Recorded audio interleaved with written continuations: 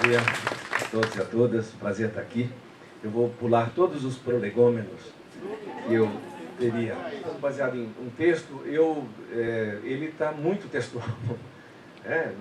Estou fazendo uma apresentação aqui apenas para pontuar. Eu estou usando aqui menos como palestra motivacional, muito mais como pontuação, sim, de conceitos.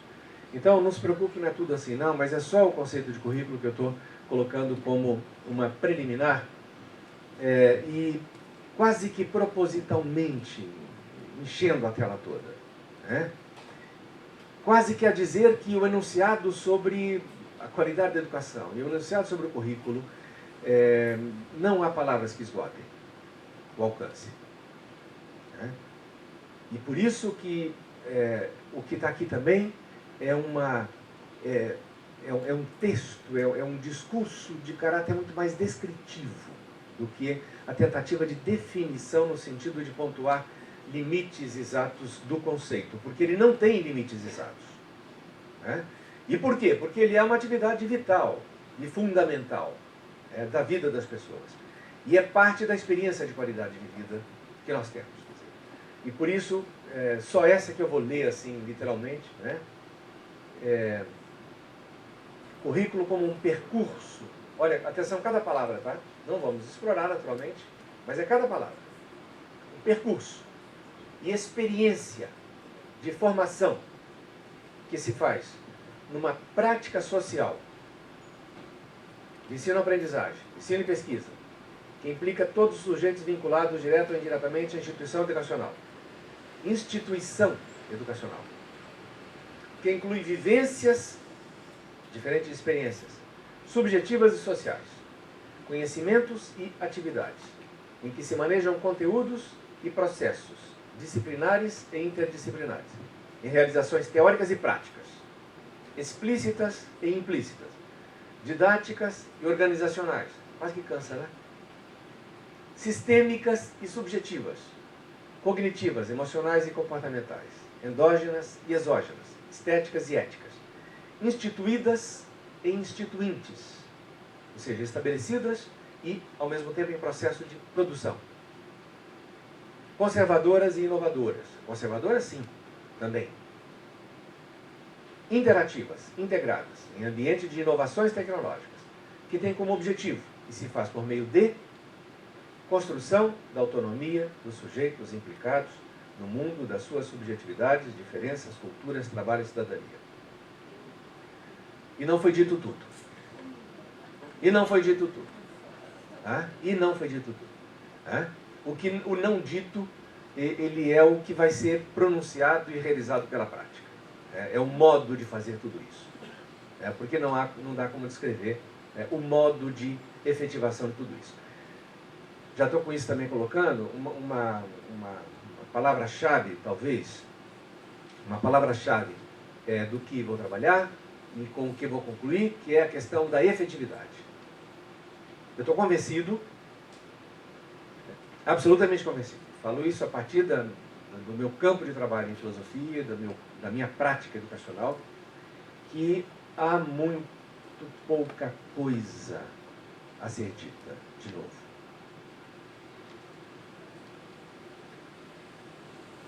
Praticamente, dadas as circunstâncias, tudo que deveria ter sido dito, poderia ter sido dito, já o foi. Isso não significa que nós vamos abandonar o discurso. Nós vamos renunciar à linguagem. E nós vamos abrir mão da comunicação e da insistência da enunciação, como disse bem o César Caligari aqui. É preciso, sim, dizer e redizer, enunciar e reenunciar, para que o pronunciamento nos mantenha a nossa compreensão e a nossa disposição de trabalho, política e ética, povoada com esses significados, que dão, digamos, que são as referências da nossa prática. Mas tudo isto é nada, é vazio, é zero, se não se realizar, se não se efetivar. Então, acho que esse é um norte importante, essa é uma trilha importante da minha reflexão aqui hoje, agora com vocês. Tá? Por isso, nós estamos falando que qualidade de educação, no currículo, coloca em questão valores intrínsecos da vida humana. Educação dá qualidade à vida e vice-versa, qualidade de vida dá qualidade à educação.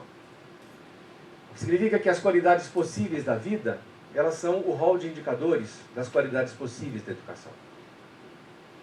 Qualidade de educação implica valores intangíveis. Eles são factíveis. O intangível não significa não factível. O intangível significa apenas que, no limite, eles são incontroláveis. Porque no limite também eles são impronunciáveis. Aquilo que já estávamos dizendo. E requer que nós manejemos a linguagem para nos referir a ele frequentemente, uma linguagem metafórica, uma linguagem insinuativa, uma linguagem tangencial, dada a impossibilidade de dizer pontualmente, claramente, tudo o que está em questão.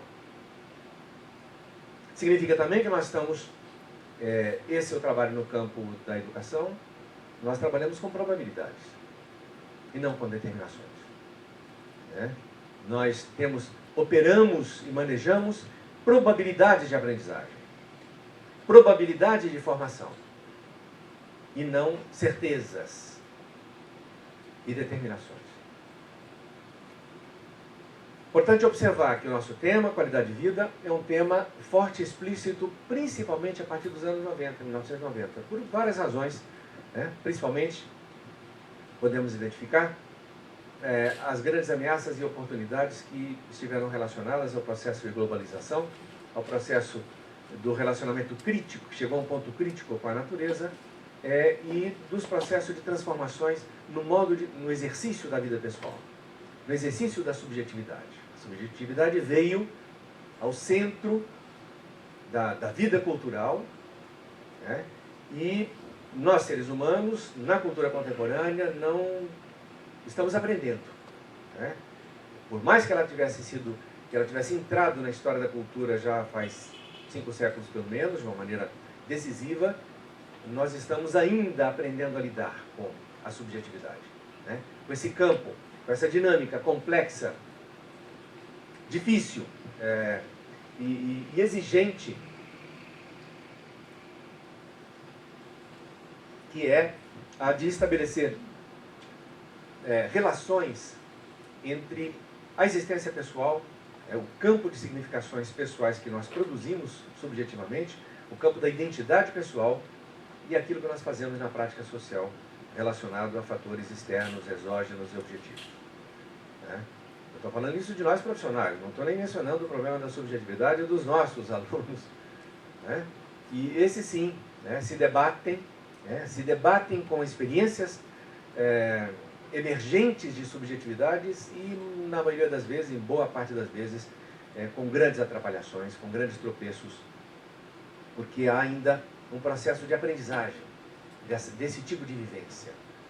E nós temos a responsabilidade também de trabalhar com isso. E isso é parte do nosso currículo, não é só cognitivo, portanto. E, portanto, também, última ameaça e oportunidade, as transformações na vida econômica, social, política e cultural. Uma ressalva importante. Sempre daqui para frente, que falarmos de qualidade, ter ou ser, não estaremos falando de bom funcionamento. O ideal de qualidade, ele se realiza na prática, porém, a prática não se identifica com funcionamento. Então, só para lembrar que as escolas nazistas funcionavam muito bem. Funcionavam muito bem. Mas, portanto, a nossa questão não é funcionar bem do ponto de vista estritamente funcional. Saímos do primeiro ponto, que são algumas preliminares de referência, e vamos agora entrar na qualidade social da educação. Então, do ponto de vista conceitual, vamos deixar isso claro. Existe uma tensão entre qualidade e quantidade, mas não exclusão. Os dois conceitos são reciprocamente includentes e exigentes. Só uma lembrançazinha. Kant diz: dê-se a um homem tudo o que ele deseja. Ele, apesar de tudo, naquele mesmo momento, sentirá que esse tudo não é tudo. O que não é tudo que está dentro do tudo? Aquilo que é impronunciável. E que é, sem dúvida, não o mais quantidade, mas o mais qualidade. Pelo menos no conceito de Kant. Moral da história: de tudo que é bom, qualidade, desejamos mais, sim, quantidades. Mas principalmente melhor, mais qualidade. Gramsci tem uma frase importante a esse respeito. Desenvolver a qualidade, temos que desenvolver a qualidade, por outro lado, pelo único modo no qual está o desenvolvimento imensurável, é a quantidade. Então, só para dizer o outro lado da história. É a quantidade também que qualifica a qualidade. Se formos pensar na história da qualidade, nós temos aí referências importantes postas desde o século XVI. Valores como liberdade, igualdade, subjetividade, democracia e propriedade, ainda que tenham sido reduzidos devido a um projeto de natureza particularista, de interesse de classe, de jogo de classe, esses conceitos, eles são conceitos de referência, que estão presentes e, naturalmente, que nós temos que ultrapassá-los, mas não descartá-los, incorporando-os numa nova ordem, numa nova referência de qualidade. Dentro deste, atenção, dentro deste grande, digamos, paradigma, que é ainda o dominante, dentro do qual nós estamos, que é o paradigma moderno, os dispositivos educacionais predominantes e típicos, não necessariamente ocorrentes em todas as situações, mas os típicos que se fazem, aí eu estou pegando pela via de Foucault, são a vigilância e a punição. A gente vigia e pune para controlar os objetivos propostos. Naturalmente, estamos nesse ponto, sim, necessariamente, descartando vigilâncias e punições, e não incorporando para ter outros dispositivos, outros modos educativos de realizar o acompanhamento para a efetivação daquilo que nós nos propomos. Por isso, uma história futura da qualidade, ela há de incluir valores de qualidade social, para além da cultura moderna, que fazem parte da cultura emergente, e que poderia ter um elenco aí imenso de indicadores, vamos dizer assim. A preservação e restauração da diversidade biológica, dignidade e respeito, liberdade, justiça, igualdade, solidariedade, intersubjetividade, direito e função social da propriedade, democracia, sustentabilidade, etc. E as práticas educacionais requeridas para a transmissão e desenvolvimento desses valores hão de ser, agora sim já estamos no nosso campo, o cultivo da liberdade e da dignidade inerentes a toda pessoa. Significa trazer o conceito de honra e a obrigação do respeito. E o cultivo da consciência moral e cognitiva acerca das responsabilidades comuns. Aí sim, agora estamos no nosso campo. No meio do caminho, tinha uma pedra. Essa pedra se chamou qualidade total, que eu considero uma apropriação indébita do conceito de qualidade, que atravessou aí a nossa história. Alguns caíram nessa armadilha. Eu estou me referindo ao livro da Cosette, que está aqui, do Cosette Ramos, 94. Plena era Collor, não era muito diferente que se pudesse esperar. Mas é preciso fazer uma limpeza, fazer uma desconstrução desse conceito, ainda que rápida, porque ele atrapalha. Nós ainda temos. Eu espero que em breve a gente não precisa mais fazer isso. Ele já fique para trás da história. Porque foi uma apropriação indébita. Então nós estamos restaurando, resgatando, reapropriando esse sequestro do conceito que foi feito de uma maneira tão enviesada. Que tinha como premissa, que era ambivalente, caso contrário não teria enganado muitas pessoas, tinha como premissa ambivalente a busca da perfeição, sim. A qual foi sempre um imperativo ético. Buscar a qualidade total, se é que esse nome diz isso, representa buscar a perfeição, a excelência, tudo bem, isso sempre foi um imperativo ético. Entretanto, limites. Foi um jogo de interesse econômico de uma classe. E reduziu a qualidade a um rol de competências mensuráveis no mundo do trabalho. Produziu perdas, reduziu o mundo do trabalho a um mercado de trabalho. Trouxe alguns ganhos, pautou o tema do desenvolvimento tecnológico administrativo, pautou priorização da educação nas políticas públicas, ainda que de modo enviesado, deslocou, no momento que deslocou para a educação, gerou esse equívoco da qualidade total em educação. Não que nós não desejemos a perfeição, dos processos educacionais. Mas não desse modo. Não por esse viés. Naturalmente, inevitável a associação com a teoria do capital humano, na década de 60, de Schultz, né? E que sabemos muito bem, reduziu a educação a um mero instrumental do processo de desenvolvimento econômico.